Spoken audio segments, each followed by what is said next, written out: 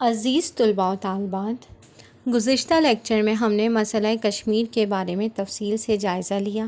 آج ہم پاکستان کے وسط ایشیا ممالک کے ساتھ تعلقات کے بارے میں تفصیل سے پڑھیں گے اور اس کے ساتھ ہی اسلامی تعاون تنظیم کے بارے میں تفصیل سے جائزہ لیں گے۔ آئیے سبق کا مطالعہ کرتے ہیں۔ پاکستان کے وسط ایشیا کے ممالک کے ساتھ تعلقات۔ سن 1991 میں سابق سوویت یونین روس کی شکست و ریخت کے بعد وسط ایشیا کے مسلم ممالک قازقستان، کرغزستان، تاجکستان، ترکمانستان اور ازبکستان وغیرہ وجود میں آئے۔ بچوں، وسط ایشیا براعظم ایشیا کا ایک وسیع علاقہ ہے جس کی سرحدیں کسی سمندر سے نہیں لگتیں۔ اس خطے میں Uzbekistan, Tajikistan, Turkmenistan, Kyrgyzstan, Kazakhstan شامل ہیں۔ یونیسکو کی تعریف کے مطابق منگولیا، مغربی چین کے ساتھ شمالی پاکستان اور بھارتی پنجاب بھی وسط ایشیا میں شامل ہے۔ یہ علاقہ تاریخ عالم میں اہم حیثیت رکھتا ہے اور وسطی ایشیا گرم، خشک صحراؤں اور بلند پہاڑوں کی سرزمین ہے۔ وسط ایشیا کے یہ زیادہ تر علاقے سوویت یونین کے ختم ہونے کے بعد وجود میں آئے۔ سوویت یونین کے بارے میں ہم نے پہلے بھی پڑھا ہے کہ امریکہ کے بعد دوسری جو طاقتور ریاست تھی وہ سوویت یونین یعنی کہ روس کی اتحادی تھی۔ پاکستان نے ان ممالک کے ساتھ تعلقات قائم کر کے اپنے خارجہ تعلقات کو فروغ دیا۔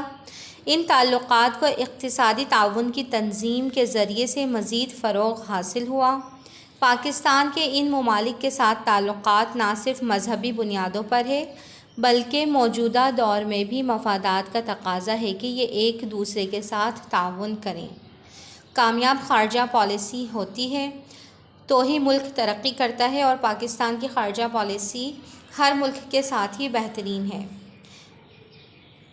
مذہبی بنیادوں پر اس لیے ہیں کیونکہ تمام ممالک جو ہیں یہ مسلمان ہیں۔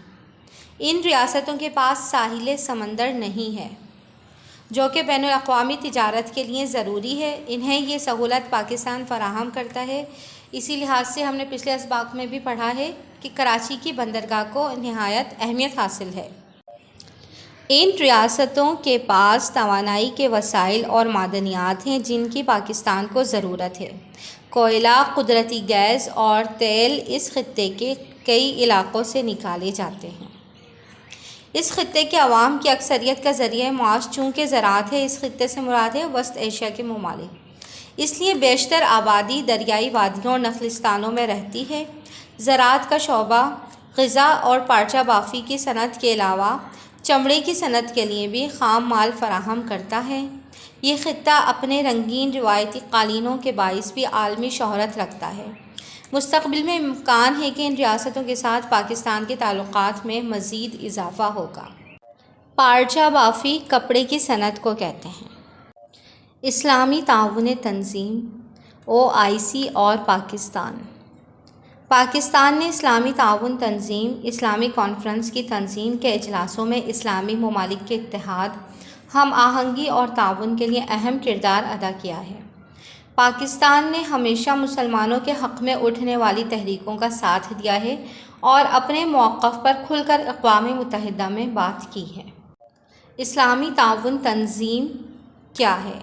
یہ ایک بین الاقوامی تنظیم ہے جس میں مشرق وسطی، شمالی، مغربی اور جنوبی افریقہ، وسط ایشیا، یورپ، جنوب مشرقی ایشیا، برصغیر اور جنوبی امریکہ کے 57 مسلم اکثریتی ممالک شامل ہیں۔ یعنی کہ اسلامی تعاون تنظیم میں 57 مسلم اکثریتی ممالک شامل ہیں۔ OIC دنیا بھر کے 1.5 ارب مسلمانوں کے مفادات کے تحفظ کے لیے کام کرتی ہے۔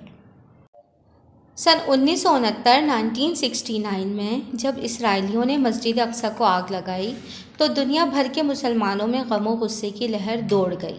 اس کے بعد مسلم ممالک کے نمائندے مراکش کے شہر رباط میں اکٹھے ہوئے۔ اس اجلاس میں پاکستان نے اسلامی کانفرنس کے نام سے ایک مستقل تنظیم کی تشکیل کی تجویز پیش کی، جس کی تمام اسلامی ممالک نے حمایت کی۔ اس طرح 1969 میں اسلامی کانفرنس کی تنظیم کا قیام عمل میں آیا۔ اس کا صدر دفتر جدہ، سعودی عرب میں ہے۔ اب اس تنظیم کا نام اسلامی تعاون تنظیم ہے۔ یعنی OIC کا قیام اسرائیل کی جانب سے مقبوضہ بیت المقدس میں مسجد اقصی پر حملے کے رد عمل میں ستمبر 1969 میں عمل میں آیا۔ اسلامی تعاون تنظیم کے بارے میں کہا جاتا ہے کہ یہ تنظیم اقوام متحدہ کے بعد سب سے بڑی تنظیم ہے۔ 1969 میں مراکش کے شہر رباط میں اسلامی تعاون تنظیم کا پہلا اجلاس منعقد ہوا تو پاکستان نے اس کی کارروائی میں بڑھ چڑھ کر حصہ لیا۔ اس تنظیم کا دوسرا سربراہی اجلاس 1974 میں لاہور میں منعقد ہوا۔ اس اجلاس میں پاکستان نے میزبانی کے فرائض ادا کیے۔ دیکھیں، پاکستان ہمیشہ سے ہی تنظیم تعاون اسلامی کا فعال رکن رہا ہے۔ اس کے علاوہ یہ واحد مسلم ملک ہے جس کے پاس نیوکلیئر ہتھیار ہیں، اور اس کے پاس دنیا کی 7ویں سب سے بڑی فوجی قوت ہے۔ اس لحاظ سے بھی پاکستان کی اہمیت بڑھ جاتی ہے۔ اس اجلاس کو منعقد کرنے میں ذوالفقار علی بھٹو، شاہ فیصل، معمر قذافی، حافظ الاسد شیخ، زید بن سلطان اور انور سادات نے مرکزی کردار ادا کیا۔ لاہور کے تاریخی شہر میں 40 اسلامی ممالک کے نمائندوں کے علاوہ معتمر عالم اسلامی، تحریک آزادی فلسطین اور عرب لیگ کے وفود نے شرکت کی۔ اسلامی تنظیم کا دوسرا اجلاس کہاں منعقد ہوا تھا؟ سن 1974 میں لاہور میں منعقد ہوا تھا، اور شاہ فیصل کی شمولیت کی وجہ سے اس اجلاس کو نہایت اہمیت حاصل ہے، اور اسی کے بعد ہی شاہ فیصل مسجد تعمیر کرائی گئی تھی۔ پاکستان کی حکومت اور عوام نے بڑے جذباتی انداز میں اپنی ذمہ داریاں نبھائیں۔ پاکستان نے اسلامی تعاون تنظیم میں فلسطینی عوام کی آزادی اور خود مختاری کے حق میں قرارداد پیش کی، جسے متفقہ طور پر منظور کر لیا گیا۔ پاکستان نے سن 1969 سے تاحال، یعنی کہ ابھی تک، اس تنظیم کے تمام اجلاسوں میں شرکت کی۔ اسلامی دنیا کے اتحاد اور مسلم ریاستوں کے مسائل کے حل کے لیے پاکستان نے نمایاں کارکردگی کا مظاہرہ کیا۔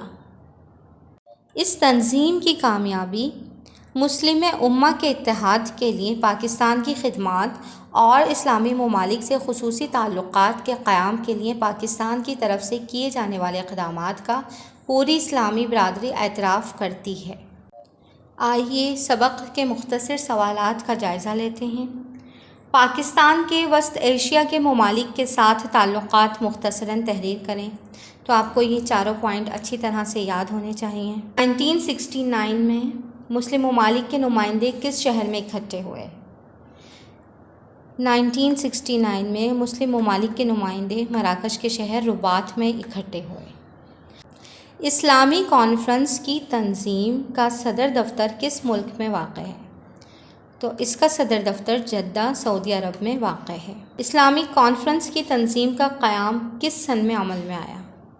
1969 میں اسلامی کانفرنس کی تنظیم کا قیام عمل میں آیا۔ اسلامی تنظیم کا پہلا اور دوسرا اجلاس کس ممالک میں منعقد ہوا؟ تو پہلا اجلاس مراکش کے شہر رباط میں اور دوسرا اجلاس پاکستان کے شہر لاہور میں منعقد ہوا۔ آپ کو اسلامی تعاون تنظیم اور پاکستان کے وسط ایشیا ممالک کے ساتھ تعلقات اچھی طرح سے یاد ہونا چاہیے۔ کل اسلامی تعاون تنظیم کے ممالک کے ساتھ تعلقات کا جائزہ لیں گے۔ جب تک کے لیے اللہ حافظ۔